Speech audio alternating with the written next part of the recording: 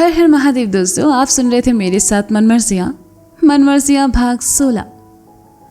अगर आप इस कहानी को अपने घर वालों के सामने सुन रहे हैं तो एक रिक्वेस्ट है कि इसे अकेले में बैठकर सुने। नहीं, इसमें कुछ एडल्ट नहीं है, पर हाँ, इसे सुनने के बाद आप जो हंसने वाले हैं डेफिनेटली आपके घर वाले आपको पागल समझेंगे। तो आप सुन रहे थे मेरे साथ में मनमर्जियाँ भाग 16। मिश्रा जी से मिलकर गोलू उनके घर से निकल गया। इस बार वह पैदल ही था। बाइक उसने गुड्डू के घर में छोड़ दी। गोलू के सामने मुसीबतों का पहाड़ खड़ा था। ठेले वाले को पैसे चुकाकर उससे अपनी सोने की चेन लेनी थी। फूफा को ससुराल से निकालकर मिश्रा जी से मिलवाना था। पुलिस का शक गोलू पर जाए इससे पहले फूफा को घर पहुंचाना था। मिश्रा जी सबसे जो छुपा रहे हैं उसका पता लगाना था। बाबू को चुप रखना था ताकि अनजाने में वह किसी के सामने फूफा का जिक्र ना कर दे। और सबसे बड़ी टेंशन गुड्डू और शगुन को इन सब से दूर रखना। चलते चलते गोलू के जहन में ये सारी बातें एक साथ चल रही थी। बेचारा समझ ही नहीं पा रहा था कि कैसे सब सही करें, और करे भी तो कैसे। गोलू ने गुंडाई करने के चक्कर में जो मुसीबत को गले लगाया था उसका असर अब उल्टा हो रहा था। सूरज सर पर चढ़ आया था। सुबह के 11 बज रहे थे। गोलू को भूख का एहसास होने लगा। बीती रात ही उसने कुछ नहीं खाया था। इट्ठो काम करते हैं, घर चलकर पहले खाना खाते हैं, ओके बाद सब सुलटाए लेंगे। गोलू खुद में बड़बड़ाया और सीधा घर के लिए निकल गया। गोलू से फूफा के बारे में बात करके गुड्डू नीचे चला आया। बाहर कहीं जाना नहीं था। दादी के दिनों में घर पर ही रहना था, इसलिए गुड्डू शगुन के लिए चाय नाश्ता लेकर उसके कमरे में चला आया। कमरे में वेदी शगुन के पास ही बैठी थी। गुड्डू को देखकर वेदी ने कहा, भैया आप बैठिए, हम आते हैं। गुड्डू ने नाश्ते की प्लेट लाकर शगुन के सामने रखते हुए कहा, अभी ठीक हो ना तुम? हाँ मैं बिल्कुल ठीक हूं। आप खामखा मेरी इतनी परवाह कर रहे हैं गुड्डू जी, शगुन ने कहा। गुड्डू ने एक निवाला तोड़ा और शगुन की ओर बढ़ाकर कहा, अरे तुम्हारी कहा, हम तो नए मेहमान की परवाह कर रहे हैं। कब जे बाहर आएंगे, कब जे बड़े होंगे, कब हमारे साथ खेलेंगे, शरारतें करेंगे। गुड्डू जी अभी इसमें टाइम है, शगुन ने हंसते हुए कहा। अरे हम कर लेंगे इंतजार, और तब तक खूब ख्याल रखेंगे तुम्हारा। गुड्डू ने दूसरा निवाला शगुन को खिलाना चाहा, लेकिन शगुन ने गुड्डू का हाथ पलटकर निवाला गुड्डू को ही खिला दिया और कहा, सुबह से आपने कुछ भी नहीं खाया है ना? चलिए खाइए। शगुन को अपनी परवाह करते देखकर गुड्डू को अच्छा लगा। उसने निवाला खाया और कहा, थैंक यू। थैंक यू किस लिए? शगुन ने कहा, हमें रंगबाज गुड्डू से अच्छा गुड्डू बनाने के लिए। गुड्डू ने नजरें झुकाकर मुस्कुराते हुए कहा, पर मुझे तो नहीं लगता कि आप रंगबाज हैं, और मैंने आपको कोई अच्छा नहीं बनाया है। आप पहले से अच्छे हैं, बस कभी कभी भूल जाते हैं। शगुन ने कहा, हम अच्छे हैं ये एहसास दिलाने वाली भी तो तुम ही हो ना। कहते हुए गुड्डू ने शगुन को निवाला खिलाया और फिर आगे कहा, पता है शगुन, तुम पहली इंसान होगी जिसने हमारे अंदर अच्छाइयाँ देखी, हम पर भरोसा किया, वरना हम तो हमेशा गलती ही किए हैं। पर जब से तुम हमारे जीवन में आई हो ना, तब से सब ठीक हो गया। हम अल्लड़ गुड्डू मिश्रा से जिम्मेदार गुड्डू मिश्रा बन गए। सही कहते थे पिताजी कि गुड्डू जब कोनो सही औरत तुम्हारे इस जीवन में आई है तो तुम जो सब रंगबाजी छोड़ दो हो और अपने आप ही समझदार बन जाई हो। और देखो अब तो हमें पिताजी से भी ज़्यादा डांट सुनने को नहीं मिलती, और इसका पूरा श्रेय जाता है हमारी धर्म पत्नी शगुन गुड्डू मिश्रा, यानी हमारी मास्टरनी को। शगुन ने सुना तो प्यार भरी नजरों से गुड्डू को देखने लगी और घूर कर कहा, ये आप जब देखो तब मुझे मास्टरनी कहकर क्यों बुलाते हैं? गुड्डू मुस्कुराया और शगुन की आंखों में देखते हुए कहा, क्योंकि जीवन के सबसे सही सबक हम तुम्हें से सीखे हैं। अच्छा, कौन से सबक? शगुन ने कहा। गुड्डू फिर मुस्कुराया और शगुन हर बार उसकी इस मुस्कान में बस खो सी जाया करती थी। इन दिनों गुड्डू को मुस्कुराते हुए देखना शगुन की आदत जो बन चुका था। गुड्डू फिर मुस्कुराया और शगुन प्यार से उसे देखने लगी तो गुड्डू ने कहा, तुमने हमें खुद का सम्मान करना सिखाया। तुमने सिखाया जब तक हम खुद का सम्मान ना करेंगे, खुद को अहमियत ना देंगे, तब तक दूसरे हमारा फायदा उठाएंगे। तुमने हमें काबिल बनाया। आज तुम्हारी वजह से ही हम अपना सपना पूरा कर पाए हैं और अपने काम के साथ खुश हैं। तुमने हमें लोगों को माफ़ करना और जाने देना सिखाया। पिंकिया के आकर्षण को हम प्रेम समझ बैठे थे, जबकि वो तो प्रेम था ही नहीं। हम बस उसके पीछे भाग रहे थे। आखिर में हमने उन्हें और गोलू को माफ़ करके अपना लिया। तुम्हारे साथ की वजह से ही हमें अपने घर, तुम्हारे पिताजी के घर और समाज में मान सम्मान मिला है। और कहते कहते गुड्डू रुक गया तो शगुन ने कहा, और गुड्डू अब तक शगुन को देखकर सब कह रहा था, लेकिन अब उसने नजरें नीची कर ली। शायद उसे आगे बोलते हुए शर्म आ रही थी। उसने धीरे से कहा, और तुमो हमका सिखाई सच्चा प्यार का होता है। हम तो कबो सोचे भी नहीं थे कि हमको तुमसे इतना प्यार हो जाएगा। बेशक तुम हमारी जिंदगी में प्रेमिका बनकर नहीं आई, बल्कि धर्मपत्नी बनकर आई, पर तुम हमेशा हमारे साथ खड़ी रही। हम सही थे तब भी और गलत थे तब भी। सबको शादी से पहले प्रेम होता है, हमको शादी के बाद हुआ, वो भी तुमसे।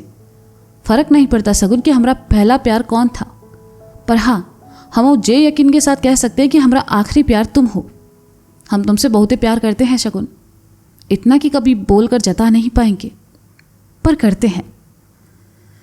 शगुन प्यार से गुड्डू को देखते हुए उसकी बातें सुनती रही। गुड्डू उसका पति था, लेकिन इस वक्त शगुन को अपने सामने बैठा गुड्डू कॉलेज में पढ़ने वाला मासूम लड़का लग रहा था, जो शर्माते हुए किसी लड़की से अपने प्यार का इजहार करता है। शगुन मुस्कुराने लगी। गुड्डू ने सामने बैठी शगुन को मुस्कुराते देखा तो वापस नजरें नीची कर ली और कहा, बस इसलिए हम तुम्हारे सामने अपने दिल की बात नहीं कहते। हमें समझ नहीं आता हम का कहे, तो बस जो मुंह में आता है बोल देते हैं, और तुम हंसने लगती हो। आप मुझे बहुत पसंद करते हैं ना? शगुन ने शरारत से पूछा। हाँ करते हैं, बहुत ज्यादा, और ये हमारा हक है, गुड्डू ने कहा। शगुन ने सामने पड़ी प्लेट से एक निवाला तोड़कर गुड्डू को खिलाते हुए कहा, और आपको इस बात का एहसास दिलाते रहना मेरा हक है। गुड्डू ने निवाला खाया और कहा, देखा, फिर मास्टरनी के जैसे बात की ना तुमने। शगुन हंसने लगी। गुड्डू भी मुस्कुराया और निवाला शगुन को खिलाते हुए कहा, पर जे मास्टरनी से हम जिंदगी भर सबक सीखने को तैयार हैं। शगुन मुस्कुराते हुए निवाला खाती रही, लेकिन खाते खाते शगुन के गले में अटक गया और वह खांसने लगी। गुड्डू ने पास रखा पानी का गिलास उठाया और शगुन के बगल में खड़े होकर उसे पिलाते हुए कहा, तुम हो भी ना शगुन, खाते बकत इतनी बातें कौन करता है? अटक गया ना खाना गले में, आराम से पियो। कहते हुए गुड्डू बड़े प्यार से शगुन का सर सहला रहा था। शगुन ने गर्दन हिलाई तो गुड्डू ने ग्लास साइड में रख दिया और शगुन के बगल में ही खड़ा रहा और शगुन को डांटने लगा, ऐसे रखोगी तुम अपना ख्याल? ऐसा कबो हुआ है कि कुछ खाया और गले में ना अटका हो? सच बता रहे हैं शगुन, हम ना हो ना तो तुम तो अपना। गुड्डू की डांट सुनकर शगुन ने मासूमियत से सर उठाकर गुड्डू को देखा और मासूमियत से मुस्कुरा दी। आगे के शब्द गुड्डू के गले में ही रह गए। वह शगुन की मासूमियत देखकर ही पिघल गया और कुछ बोल ही नहीं पाया। दोनों प्यार भरी नजरों से एक दूसरे को देखते रहे और कोई बहुत ही प्यारा सा गाना दोनों के कानों में से होकर गुजरने लगा।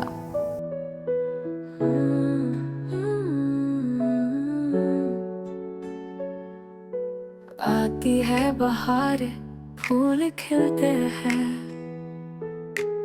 इश्क में जब तो दिल मिलते हैं, ख्वाब आँखों में कई पलते हैं, इश्क में जब तो दिल मिलते हैं, बेचैनियाँ मिटा दिया है इश्क में गुस्ताखिया, दिल अब किसी की सुने ना, मनो मर्जिया, मनो मर्जिया, मनो मर्जिया, कैसी है मर्जिया, ओहो मनो मर्जिया, मनो मर्जिया, मनो मर्जिया, कैसी है मर्जिया, ओहो।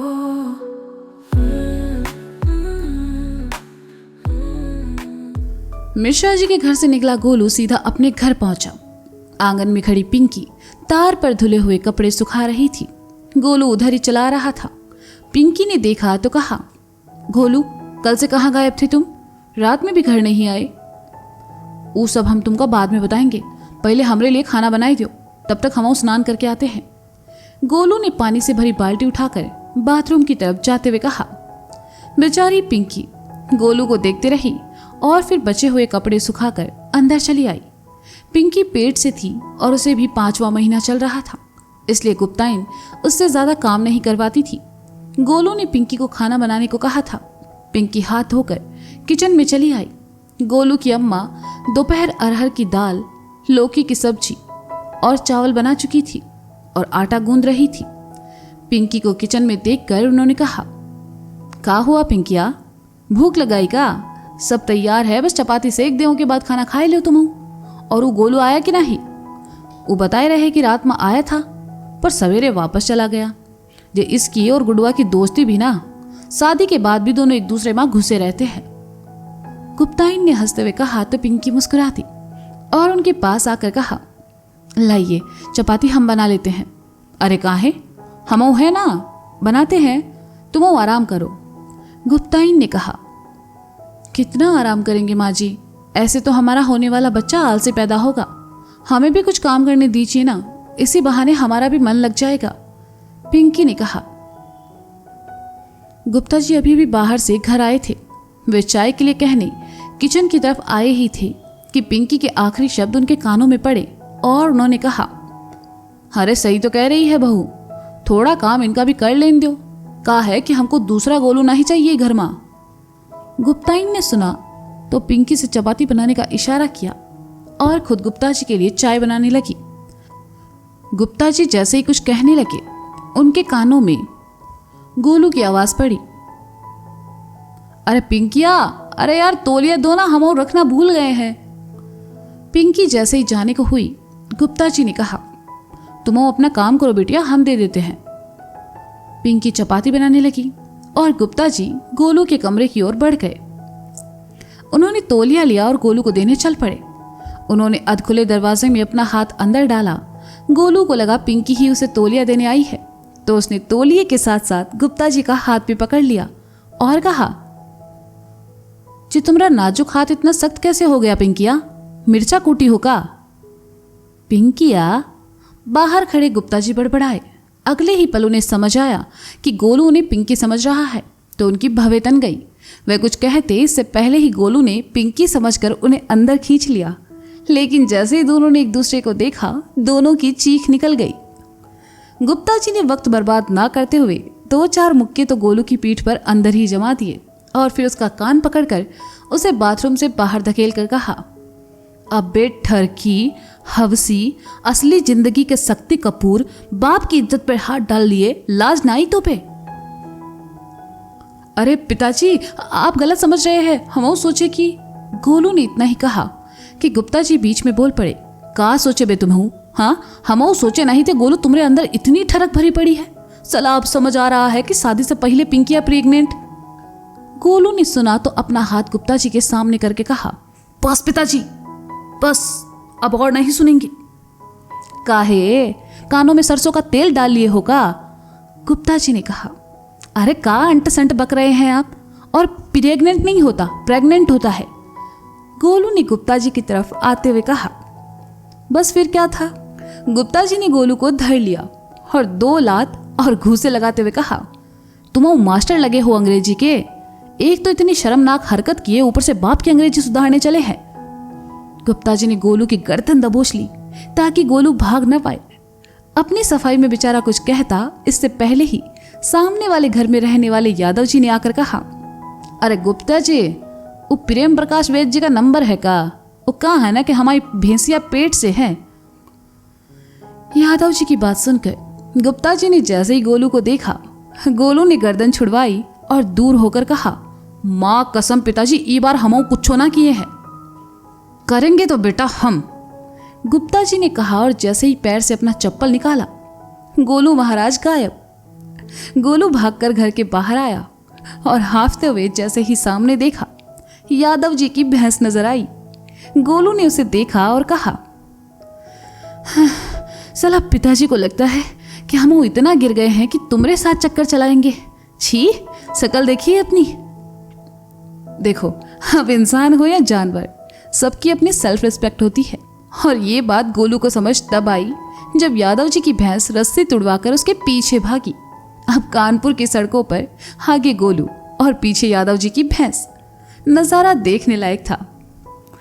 तो ये था मनमर्जियाँ भाग 16। इसका अगला भाग आप जल्द ही सुनेंगे मेरे साथ। तब तक के लिए आप सुनिए ये गाना जो स्पेशली लिखा है गोलू के लिए। मिलते हैं जल्द ही, बाय बाय।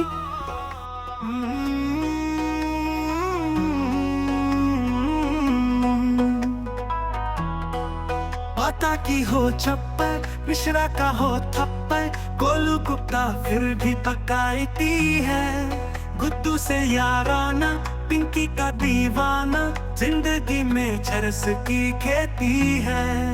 ओ केशव पंडित से इसकी कभी ना बनी, कुंडली में इसके बैठा रहता क्यों शनि, करने जाता है ये कर्म हो जाते हैं का